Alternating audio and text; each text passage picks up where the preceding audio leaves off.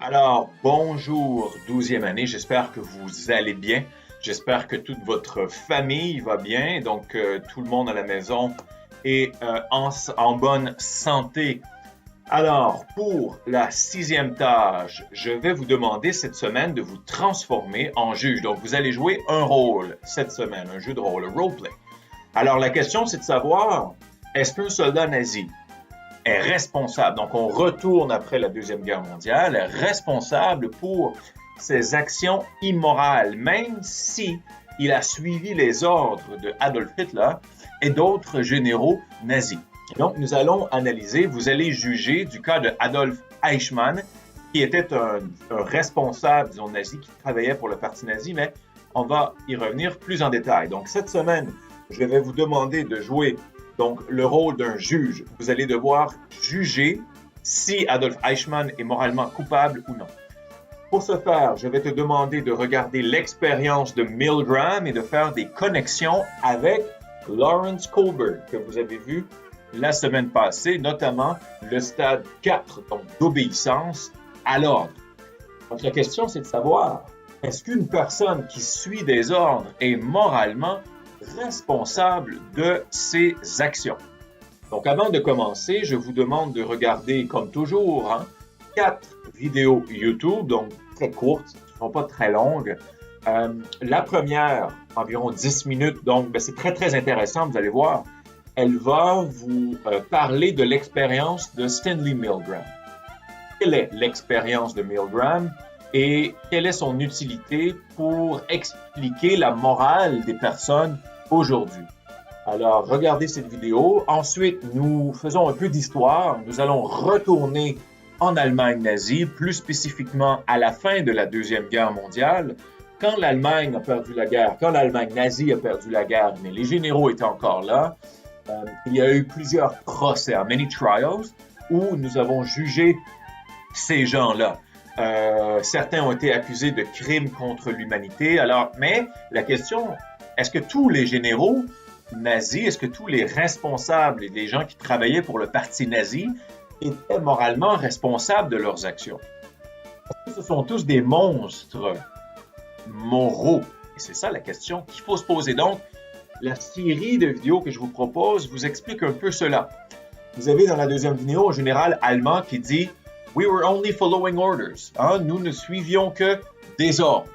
Dans le procès de Nuremberg, donc le Nuremberg Trial, où ont été jugés en fait plusieurs responsables nazis.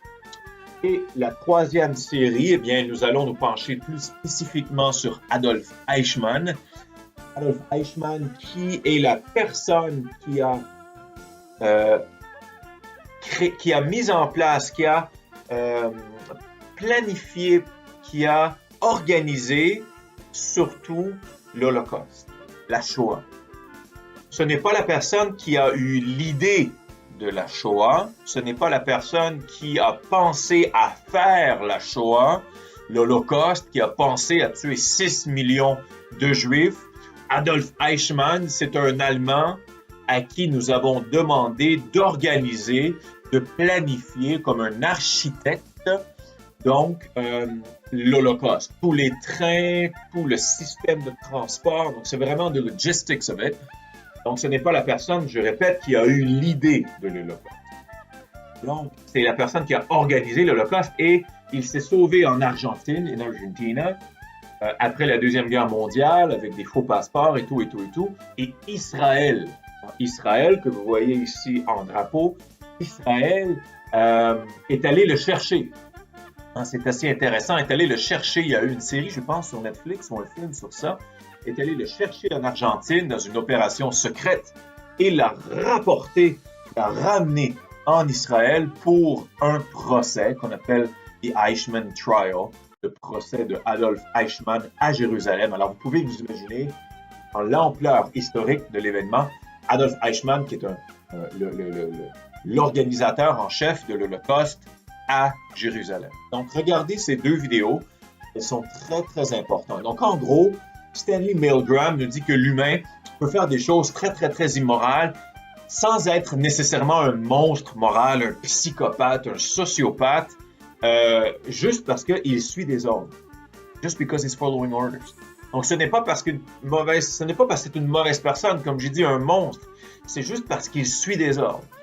La personne qui fait l'action morale, donc, n'a pas, selon Stanley Milgram, de dilemme moral parce que ce n'est pas lui ou elle qui prend la décision.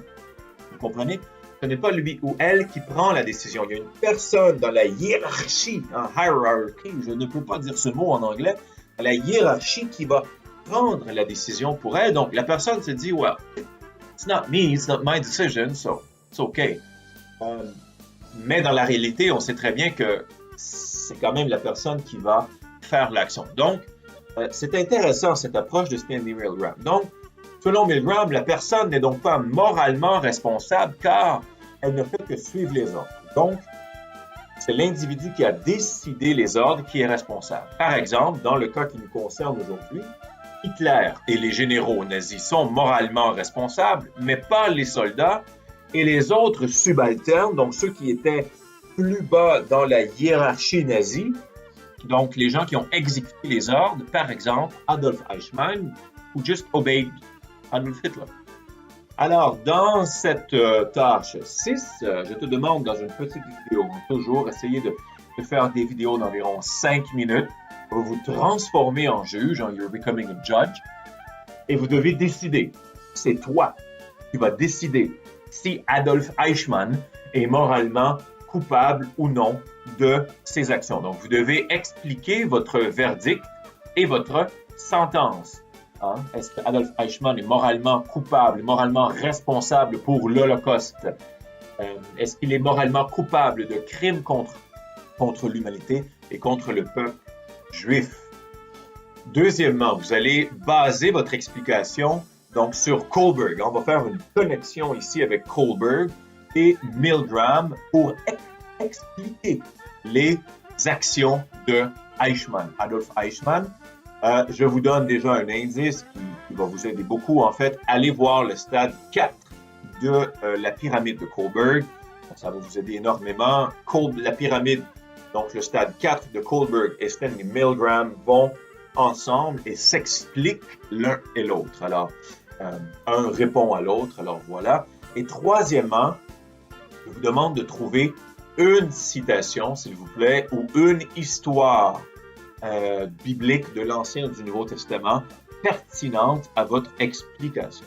Donc, vous avez la rubrique suivante, 3 parties. Ton verdict et la sentence sont clairs. Deuxièmement, tes explications sont basées sur les théories de Lawrence Kohlberg et de Stanley Milgram. Et troisièmement, tu fais une connexion, pas plus, parce que vous n'allez pas avoir assez de temps en 5 minutes. Bon, ça fait quand même beaucoup d'éléments là, à mettre ensemble. Je fais une connexion donc de l'Ancien ou du Nouveau Testament ou du pape François ou d'un pape d'avant, il n'y a aucun problème, qui fit avec mes explications. Alors, quand tu as terminé la tâche 4, religion 12, donc, tu peux la mettre dans Apparat, dans le dossier tâche 6, religion 12. Vous avez jusqu'au dimanche 3 mai, donc dimanche prochain, c'est toujours la même date, pour terminer votre réflexion, votre tâche numéro 6. Si tu as des questions, tu peux toujours me contacter par email. Tu peux toujours venir me voir sur Google Hangout, par chat, c'est assez facile. Je suis en ligne online de 10h à 16h, donc du lundi au vendredi, ou tu peux toujours aller voir le blog du cours pour un résumé très court, hein, avec la vidéo explicative et tout, donc pour avoir un résumé de la tâche à faire cette semaine. Alors, je te souhaite une bonne semaine. Je souhaite une bonne semaine à toi et à toute ta famille. Et on se revoit la semaine prochaine pour la tâche 7. Salut tout le monde. Bye bye.